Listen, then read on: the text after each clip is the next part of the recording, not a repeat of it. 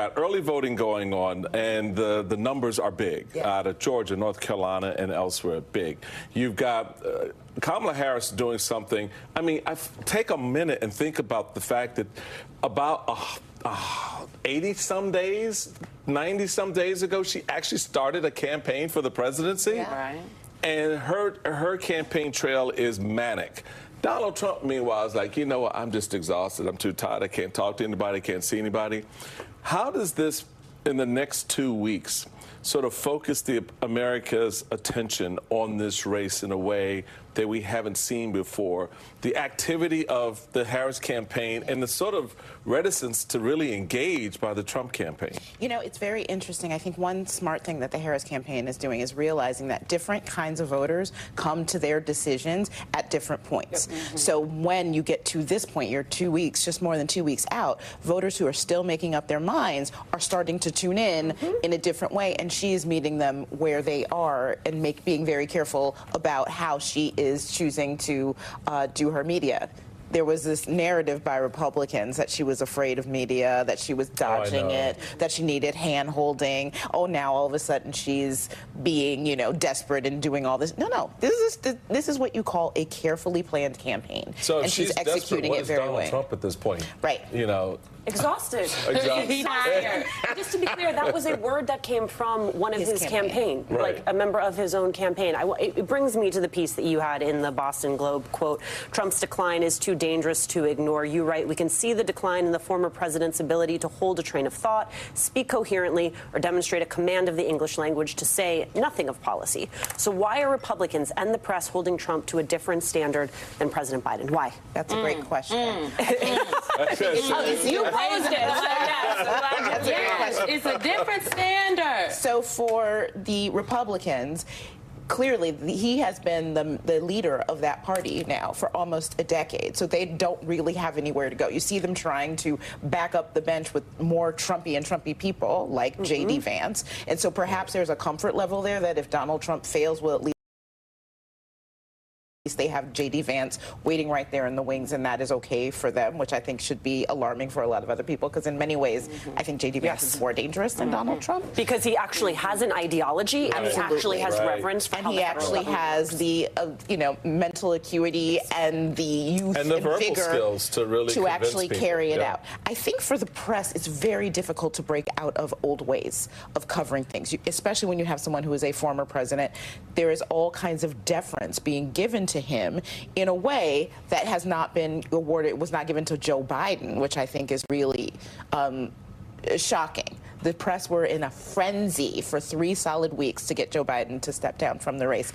And Donald Trump can't even, he's asked questions about child care or about affordability of eggs, and he starts talking about Hannibal Lecter, or he starts talking about his daughter Ivanka. It does not make any sense that the press is looking at this and then trying, even worse, trying to sane wash it. It's like, oh, I think he was talking about tariffs. No, he wasn't. He was talking about nothing. Yeah. His jam session with Kristi Noem. Oh, yes. Play the greatest hits. Let's a whole jam session. I just want to know, let's just put the Politico reporting up on the screen, because apparently it really riled up the Trump folks when they saw that.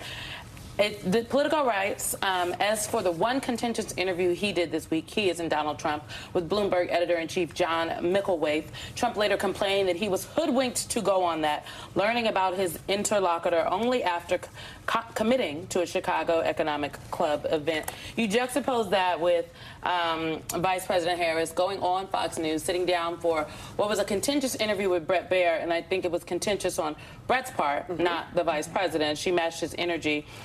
She was asked multiple times in that interview about President Biden, so on and so forth. She talks about how her presidency won't be a continuation of Biden's. And then she did an interview later on this week with our own Peter Alexander, and talks about she refuses to criticize the president. And many people have been like, why is she not criticizing Joe Biden? And she's like, look, there's a practice of, she was like, even Mike Pence stood with his president until he didn't after the fact. And it's just not what vice presidents do. Correct. She is carving her own path on the campaign trail, yet the double standard is appalling, and it is galling. If Kamala Harris canceled a CNBC interview, a 60 Minutes interview, an interview with NBC News, like, we would not stop hearing about it. We wouldn't. And contentious for her is her pushing back when Bret Baier was mischaracterizing what Donald Trump meant when he was calling Democrats and the American people the enemy within. But contentious for the Micklethwait interview with Donald Trump was when he was asked if he would commit to a peaceful transfer of power, and Trump said it was peaceful. And John Micklethwait said, well, I guess peaceful as compared to Venezuela. I mean, how can you call January 6th peaceful? And Donald Trump proceeded to defend January 6th and everything that happened on that day. So those are not the same definition of contentious. Can I just say, when folks often say, and it's oftentimes in the media apparatus, we've all heard it, well, people know who Donald Trump is. Yeah. People are still trying to figure out who Kamala Harris is. They don't know her. That is not an excuse to not cover Donald Trump aggressively, to not scrutinize what it is that he is saying, to not. Why is he just letting it slide? Why does it just get to slide, Michael? But that's the media. That's how look. The press has been enamored with Donald Trump, not since the 2016 race, but going back to back in the days in New York, particularly among the New York press corps, in how they covered businessman Donald Trump. Right. Donald Trump is the guy who would call up and pretend to be somebody else talking about Donald Trump and promoting Donald Trump. And they played the game. Yeah. They knew who it was, and they still wrote the story. And they wrote it as if it was a serious, story about whatever the subject matter was. That hasn't changed. No. And the reality for the press right now is, I think to both your points, there is this conventional approach to Donald Trump. And I keep saying he's an asymmetrical player. You cannot apply conventional standards to an asymmetrical player. Correct. And that puts the vice president in a very difficult spot because she's got to be two things at once. She's got to be both conventional to the point about, well, I'm not going to go out here and blow up the guy who's my boss, right, before I get the job. And two, create that lane for herself so that voters can, quote, get to know her. Now, how the hell you don't know the vice president who's been serving in office for 4 years? Oh, I can tell you why you probably don't. Because the press didn't cover her for 4 years. They basically sat back and ignored her, and the stories that they did posit about her were basically hit pieces that were to be honest, came out of the Democratic Party. So the reality of it is she's now in this space in the 89-plus days that she's been running a campaign, doing something that no political athlete has ever done before. Correct. And she's doing it backwards and in high heels. So how does she now close these last 2 weeks? I think she continues pressing her message. I mean, I think one reason why the press is treating her different is she's new. Right, for the press, because they haven't been covering her.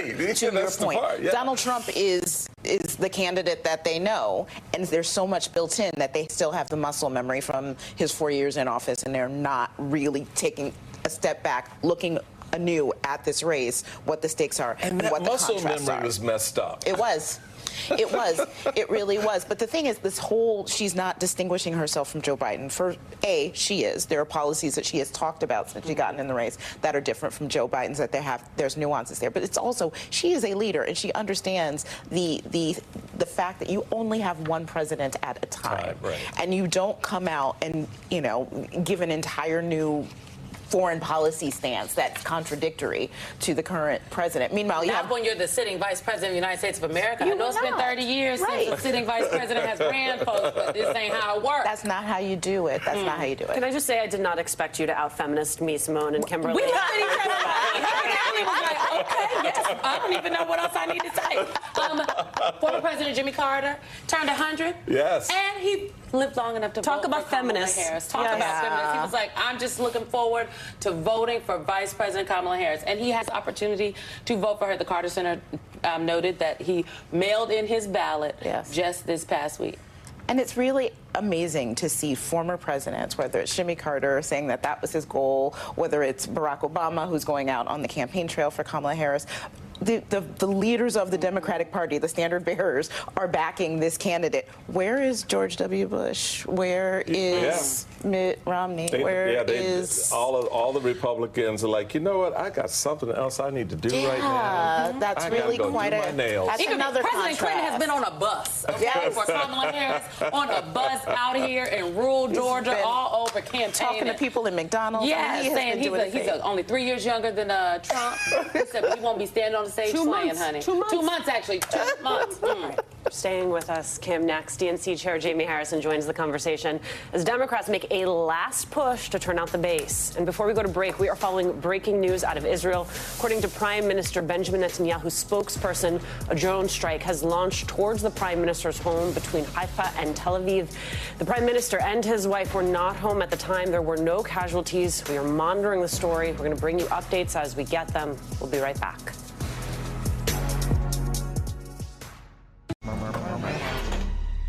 Invading free radicals are everywhere. Luckily, Palm Wonderful's antioxidants help defend against them. Where do you guys work? We're from the satellite office. Real life is scary. Protect yourself from free radicals with Palm.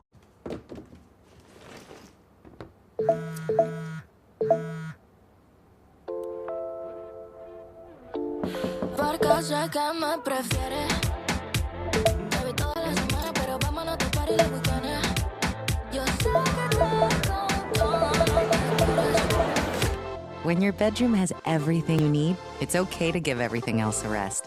Welcome to the Good Night Club. Find your dream bedroom at IKEA. You could go from point A to B, or you could go to point X.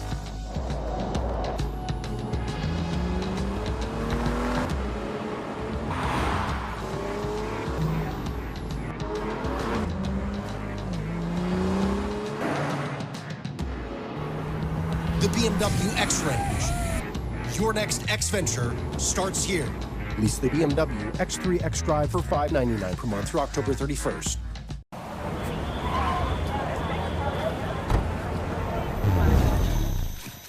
Introducing Ned's Plaque Psoriasis. Ned, what are you wearing? He thinks his flaky red patches are all people see. Otezla is the #1 prescribed pill to treat plaque psoriasis. Dad? Otezla can help you get clearer skin and reduce itching and flaking, with no routine blood tests required. Doctors have been prescribing Otezla for over a decade. Otezla is also approved to treat psoriatic arthritis. Don't use Otezla if you're allergic to it.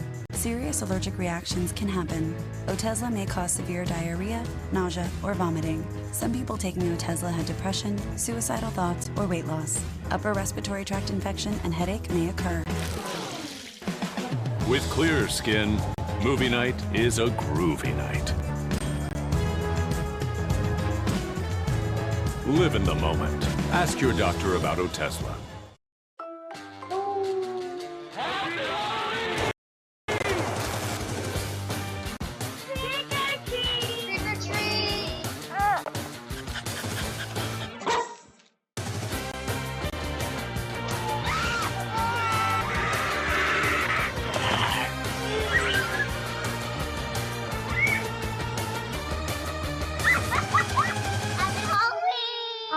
Happy Halloween. You wanted a spicy deal? Subway delivered. For a limited time, Subway dropped the price of every footlong in the app to $6.99. Like the fiery new spicy nacho chicken with ghost pepper bread. Wait, Subway did what? $6.99 footlong? Yep, says it right there. Right now, get any footlong for just $6.99 in the Subway app. Don't miss out on this deal, y'all. Get any footlong for just $6.99 in the Subway app. I know that there are people in this country who